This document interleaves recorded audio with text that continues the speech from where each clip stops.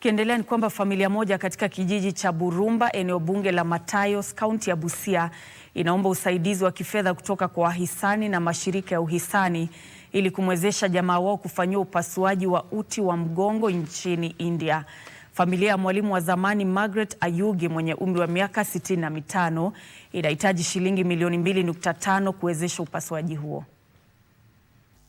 Nilipata ajali 2012, nikavunja L9 and L10 kwa mgongo.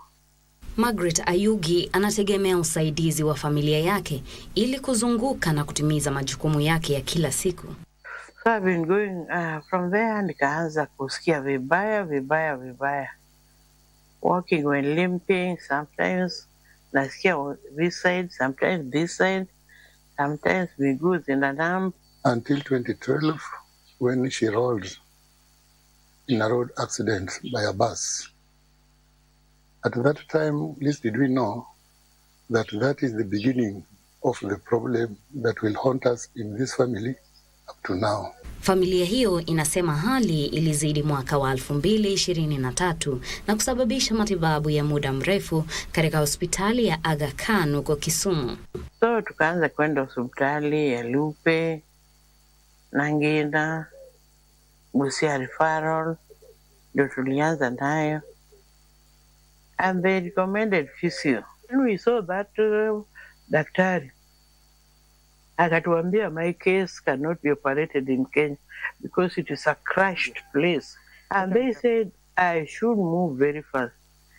Nijaribu kutafuta pesa haraka. Nikamwambia daktari, sisi hatufanyi kazi. Confirmed to us from his test he did in Parklands, she should move to India immediately for that operation. The more we continue staying, the more the disc is crashing on the nerve and the pain is impossible. Familia hiyo inasema imetumia akiba yake yote kwa matibabu. Daktari alisema, mama, usipoharakisha hii kitu utakuwa paralyzed na huko chini. Tafuteni pesa. Na akasema, the more sasa mnatembea hivyo ndio mnaendelea kucrash it. Akaniambia niwe confined kwa kitanda. The permanent solution is surgery. And then the surgery should be done in India. The cost of the hospital was coming to around 2.5 million. Our people in the country of Kenya, those who have the wish to help us, to come and assist us so that she could get help. Familia hiyo sasa inawaomba Wakenya wenye nia njema kuwapa msaada wa kifedha kupitia nambari ya simu 0701 01 6058. Ian Ayugi, Teresa Mutai nikiripotia Dira ya Magwiji. Na shukran sana Teresa Mutai kwa kutuandalia taarifa hiyo, na bila shaka mtazamaji, tunatumai ya kwamba familia hiyo itapata msaada, na pengine tu tukurejelee nambari hiyo ya simu ambayo ikiwa una msaada wako unaweza kutuma chochote kile.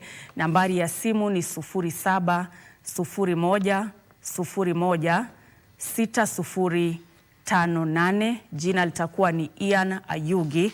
Chochote kile ulichonacho kitaweza kusaidia familia hiyo pakubwa, angalau Margaret Ayugi apate msaada.